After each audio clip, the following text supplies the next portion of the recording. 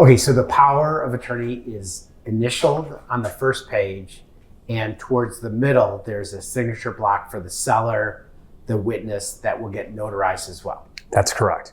We've already established in our document form when it's effective, how long it's effective, so we don't need our clients to initial or do anything else when it comes to seller powers of attorney. They just need to initial on the first page, sign for their witness and the notary, and have the witness sign and for the notary. Okay.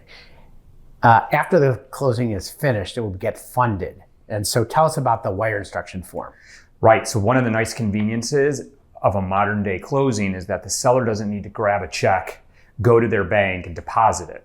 Our wire form needs to be filled out by our sellers completely. We won't do it for them. So what we ask them to do is to fill out the ABA routing number on the form, their bank account number, what type of account it is, and who is the account holder. So if Greg Braun is selling his home, the account holder cannot be Matt Rich because he wants the money to go into Matt Rich's account. It's got to be Greg Braun. So our form will have very easy and clear, understandable blanks for the seller to fill out and sign. Okay. And then also remember that the title company may call the seller to re-verify the wire instructions to prevent fraud. Don't be alarmed if they call. We'll typically tell them who the closer is so they know that Joe or Mike or Sharon are calling and they're asking for wire instructions to verify the information as a second level of security. And if you have any questions on the wire instructions, just call us. Okay, and then the final form that we're going to send for signing for the seller is the FIRPTA. What does FIRPTA stand for and why do we do this? It's the Foreign Investment and Real Property Transfer Act.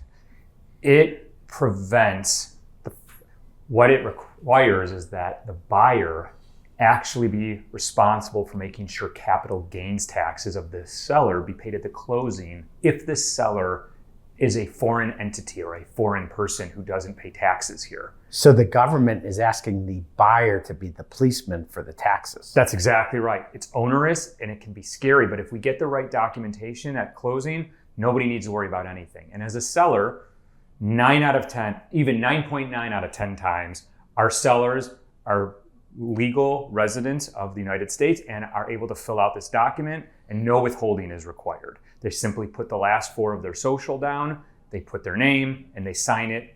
Very easy to understand. And then I see it also requires their new forwarding address. Yes, should put their new forwarding address as well. Okay. Let's do that one more time. Okay. So why don't you ask me the question? So, hey, I know that there's one last document in our files related to whether you're a foreign investor. What's a FIRPTA? FIRPTA is a Foreign Investor in Real Property Transfer Act. And so basically what's happening is the buyer is helping the U.S. government collect the foreign taxes of the seller if the seller is not a U.S. taxpayer. And so it protects, this document that we're going to ask the seller to sign protects the buyer if the seller weren't a U.S. taxpayer. What if I'm a seller and I am a legal green card holder?